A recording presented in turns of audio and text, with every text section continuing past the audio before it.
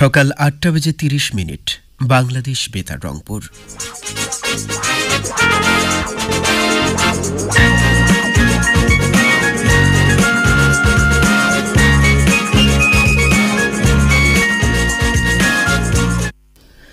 শুরু হচ্ছে ম্যাগাজিন অনুষ্ঠান সম্ভার।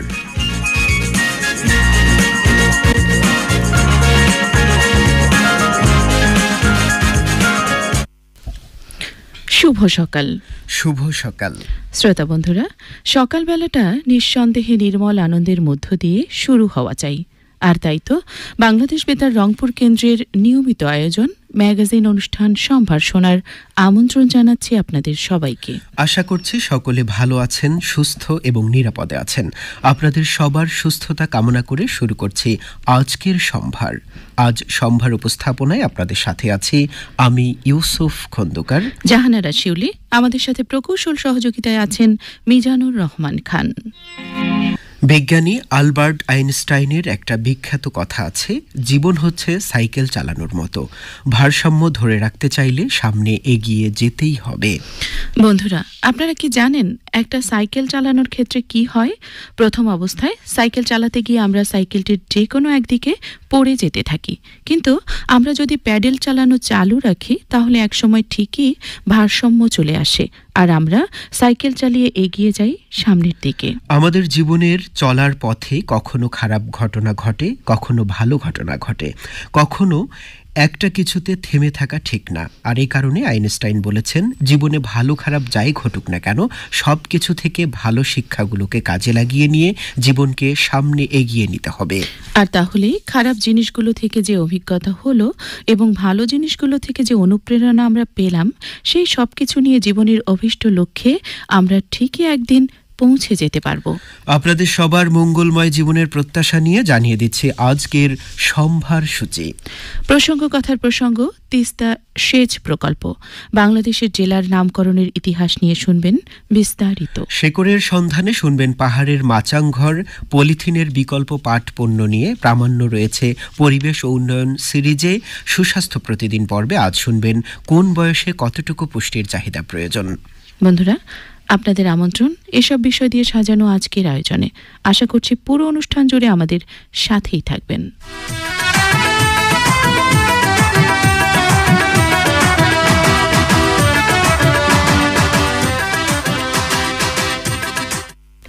শুরুতেই আজকের দিন, তারিখ ও স্থানীয় আবহাওয়ার খবর নিয়ে আজকের ডায়েরি।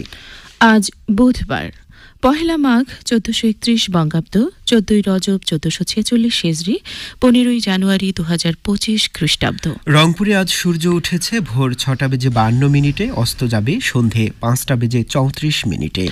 গত 24 ঘন্টায় রংপুর ও এর আশেপাশের এলাকায় সর্বোচ্চ তাপমাত্রা ছিল 26.5 ডিগ্রি, সর্বনিম্ন 13.6 ডিগ্রি সেলসিয়াস।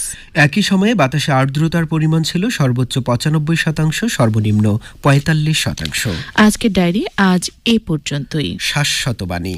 সত্যি কথা বলতে হলে অবশ্যই রসিকতার ঢঙে বলুন, না হলে মারা পড়বেন। সত্যি কথা বলতে হলে অবশ্যই রসিকতার ঢঙ্গে বলুন, না হলে মারা পড়বেন, বলেছেন মার্কিন চলচ্চিত্র নির্মাতা ও চিত্রনাট্যকার বিলি ওয়াইল্ডার। বন্ধুরা, আজ 15 জানুয়ারি। অনেক বিখ্যাত খ্যাতিমান ব্যক্তিদের সাথে আজ আপনাদের যাদের জন্মদিন, সম্ভার অনুষ্ঠান থেকে সবার প্রতি রইল জন্মদিনের শুভেচ্ছা। শুভ জন্মদিন। শুভ হোক ও সুন্দর হোক আপনাদের আজকের এই বিশেষ দিনটি।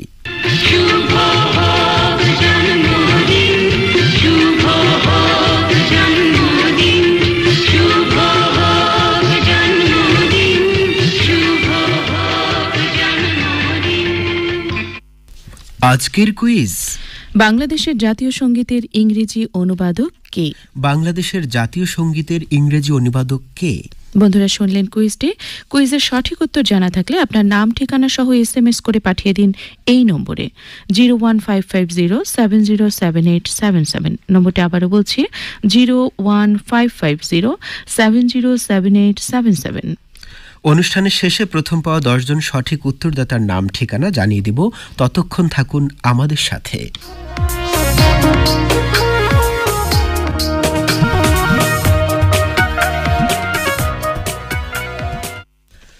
সেচ কার্যক্রমকে সহজ ও সাশ্রয়ী করার জন্য তিস্তা সেচ প্রকল্প নির্মাণ এবং এর পানি শুষ্ক এলাকায় সরবরাহ করার জন্য তিস্তা ব্যারেজ সেচ প্রকল্প চালু করা হয়।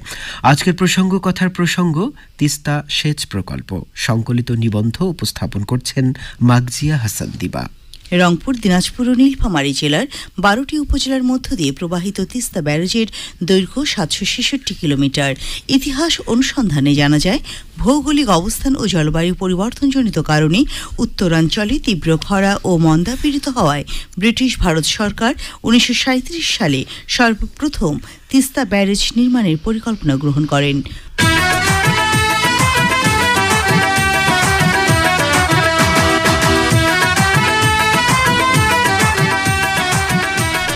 প্রিয় শ্রোতা, এখন শুনবেন বাংলাদেশ প্রিমিয়ার লিগের অনুষ্ঠিত খেলার সময়সূচি। আগামীকাল 16 জানুয়ারি বৃহস্পতিবার ঢাকা ক্যাপিটাল বনাম ফরচুন বরিশাল এর মধ্যকার খেলা অনুষ্ঠিত হবে দুপুর 1:30 এবং খুলনা টাইগার্স বনাম চিটাগং কিংস এর খেলা সন্ধে 6:30।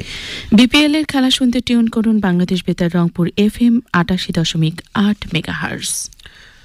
প্রিয় শ্রোতা, বাংলাদেশের প্রত্যেকটি জেলার নামকরণের রয়েছে ইতিহাস। কোন জেলা কি কারণে নামকরণ করা হয়েছে তা হয়তো আমাদের অনেকেরই অজানা। তাই আমাদের এবারের আয়োজন বাংলাদেশের জেলার নামকরণের ইতিহাস। উপস্থাপন করছেন সুবর্ণা পারভিন। সাতক্ষীরা। সাতক্ষীরা জেলার আদি নাম ছিল সাতঘড়িয়া। নওগাঁ। নওগাঁ শব্দের উৎপত্তি হয়েছে নও ও গা শব্দ থেকে। শব্দ দুটি ফরাসি। নওগাঁ শব্দের অর্থ হল নতুন গ্রাম। 1984 সালে 1 মার্চ নওগাঁ 11টি উপজেলা নিয়ে জেলা হিসেবে আত্মপ্রকাশ করে।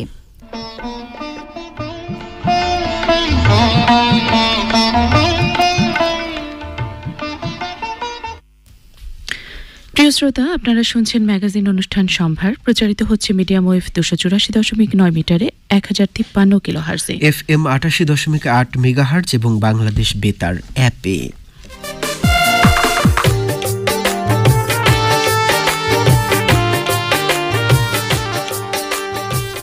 পার্বত্য অঞ্চলে বসবাসকারী বিভিন্ন পাহাড়িরা নানাভাবেই শিল্পী। তারা নিজেদের পোশাক নিজেরাই তৈরি করেন। খাবার তৈরিতেও তাদের রয়েছে নিজস্বতা। তবে সব পাহাড়ির একটি জিনিসে মিল খুব বেশি, তা হলো তাদের তৈরি ঘর, যেগুলোকে তারা মাচাং ঘর বলে। পাহাড়িদের তৈরি এসব মাচাং ঘর একদিকে যেমন স্বাস্থ্যসম্মত ও নিরাপদ, অন্যদিকে দৃষ্টিনন্দনও। শেকড়ের সন্ধানে শুনবেন পাহাড়ের মাচাং ঘর।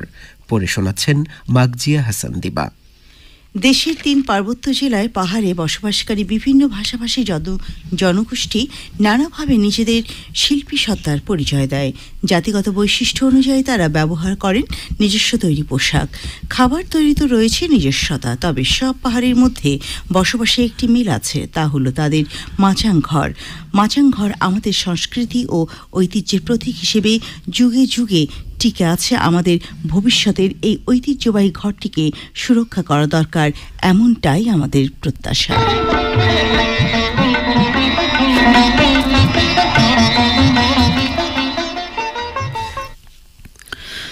1 অক্টোবর থেকে নিষিদ্ধ করা হয়েছে পলিথিনের ব্যবহার।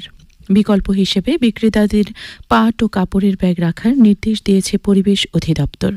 পরিবেশ ও উন্নয়ন সিরিজে শুনবেন পলিথিনের বিকল্প পাট। এ নিয়ে এখন রয়েছে প্রামাণ্য। উপস্থাপন করছেন বর্ণালী জামান। সুপ্রিয় শ্রোতা বন্ধুরা, প্রাত্যহিক বেতার ম্যাগাজিন সম্ভার অনুষ্ঠানে আমি বর্ণালী জামান সকলকে জানাচ্ছি শুভেচ্ছা।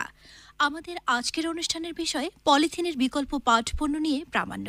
পরিবেশ সুরক্ষায় বিশ্বব্যাপী উদ্বেগ ও উৎকণ্ঠার যেমন শেষ নেই, তেমনিভাবে প্রচার প্রচারণা ও গবেষণারও অন্ত নেই। কিন্তু বর্তমানে বিশ্বব্যাপী পরিবেশ দূষণের জন্য যেসব উপাদানকে সবচেয়ে বেশি দায়ী করা হয় তার মধ্যে পলিথিন অন্যতম।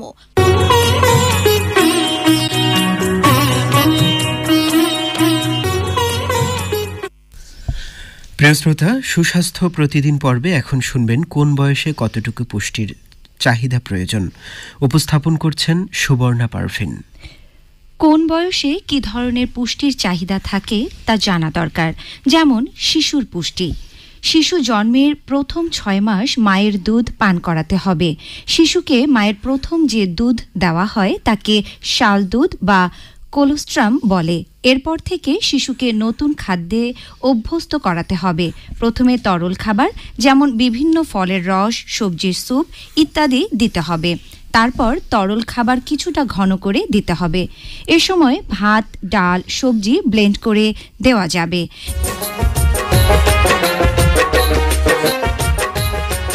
সব আয়োজন শেষে জানিয়ে দেব আজকের কুইজের সঠিক উত্তর। কুইজ ছিল বাংলাদেশের জাতীয় সঙ্গীতের ইংরেজি অনুবাদক কে? উত্তর হচ্ছে সৈয়দ আলী আহসান। সৈয়দ আলী আহসান। আমরা মোট সঠিক উত্তর পেয়েছি 49 জনের কাছ থেকে। জানিয়ে দিচ্ছি প্রথম পাওয়া 10 জন সঠিক উত্তরদাতার নাম ও ঠিকানা।